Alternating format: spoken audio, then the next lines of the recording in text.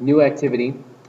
This is an activity which we're going to use a curved mirror, and we're going to compare the distances of the objects and the distances of the image to then find out where that focal point is for that particular mirror.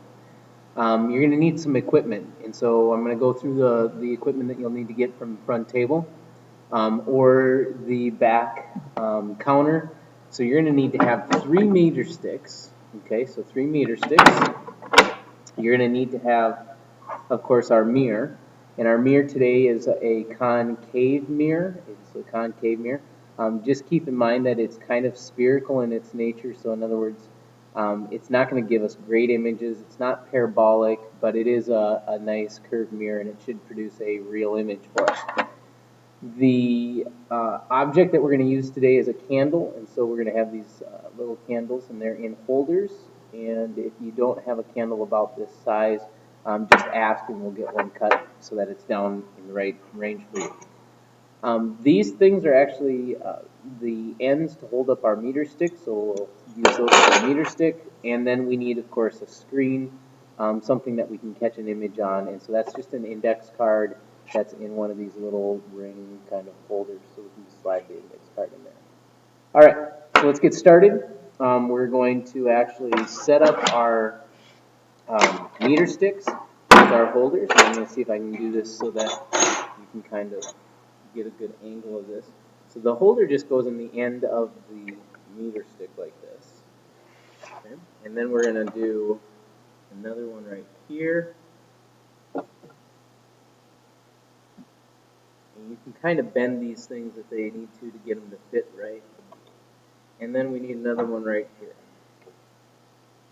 Okay. Now we're going to have to adjust this so that we can actually measure. Okay? And so I'm going to make this one so I can see the centimeter side. And I need to be able to see the centimeter side on this one as well. Okay? And I'm going to measure from this end out. So in other words, I'm going to put my candle on this one. So this will represent the distance of the object. So this will be an object distance. And my screen's going to go on this one, which will be my image distance. So I'm going to measure this to get my distance of my image. Now my mirror is just going to go on the middle one. And we're going to try to set this up so, again, that my angles will be about equal, because we're going to use that law of reflection again. So angle of incidence is equal to that angle of reflection. All right? And we want the candle to kind of be at about that height so that as the light from the flame travels into the mirror, it'll then be reflected back, and we'll try to catch it over here. All right, I think we're almost ready to get started. And so after you have this all set up, we're going to start with our candle at about, oh, I don't know, let's see, where are we at? I'm going to check on this side here. This is where you're going to have several people working together. So I'm going to go 10, 20, 30 centimeters away. So I'm going to start with this candle at 30 centimeters. And now I'm ready to go. That means I'm going to have to call one of the teachers over, like myself, to actually light your candle. Okay? And so we'll light the candle up, and once your candle's lit, you're ready to go. And so you can see that that's going to produce now an image. So the light from the candle is going to go in, and we're now going to slide the note card until we start to get an image of that candle. We may need to adjust the candle or the note card itself. Right. And I can see I need it to come up a little bit, so I'm starting to get that little bit of light, and there you go. I'm getting kind of a flicker of the candle flame now on my note card, and so that's seeing that. It's actually easy for me to see it from the back side of the note card as well. But that's getting my image right there. I can even see a little bit of the candle. If we make the room a little bit more dark, it even shows up better. But now I need to measure my two distances. So again, we already said that the distance from the mirror to the candle is my object distance, and we set that to be 30 centimeters.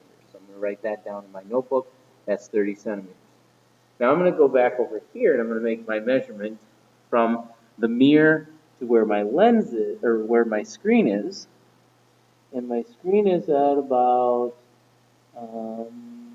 looks like 7 centimeters. Okay, so that's at 7 centimeters. So that's my image distance. So I can record that. Now I'm going to do this several times. So I'm going to adjust my candle. So maybe I'll make my candle go out wider this time. So we'll put the candle out this direction, and we'll see what happens. So I'm going to move it back to where are we at? To 40. So we went back 10 centimeters. And now I'm going to adjust this until it's in focus.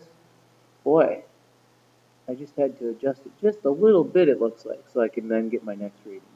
Then maybe I'll go the other direction, since that one went, oh, and I also have to check to say what's the relative size of that candle, so how big is it? Did it get bigger or smaller from the last time? So now I'm going to go ahead and I'm going to go the other direction. You got to be careful when you're moving your candle so you don't get the wax on your fingers. You burn yourself, okay? We'll get a little bit of wax on the table, but we'll clean that off afterwards. So I'm going to go ahead and I'm going to bring mine into about, let's go to 20. Okay. So now we'll do this and we'll adjust this so that we get a nice clean image.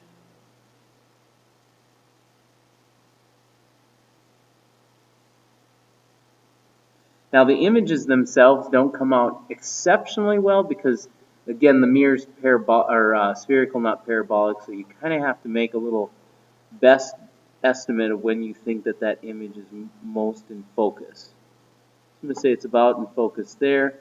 Now I am going to have to read pretty darn closely to what I'm getting here because my distances for my image have not changed a lot. So I went to like about 6.7 now, so I'm going to have to record that. Okay? So there you go. You get your trials, and then you'll be able to take your data and do some calculations. We are looking for a common denominator between them so that we can then do this fraction math work. Okay, so it's a little tricky with the math, but we'll work through that a little bit in class as well. All right, so hopefully this helps you, and when you're done, candle goes out. Make sure that you can use the end of a meter stick holder to kind of scrape loose any of the wax that kind of built up and make sure that that gets in the garbage. All right? And all equipment goes back away. Good luck.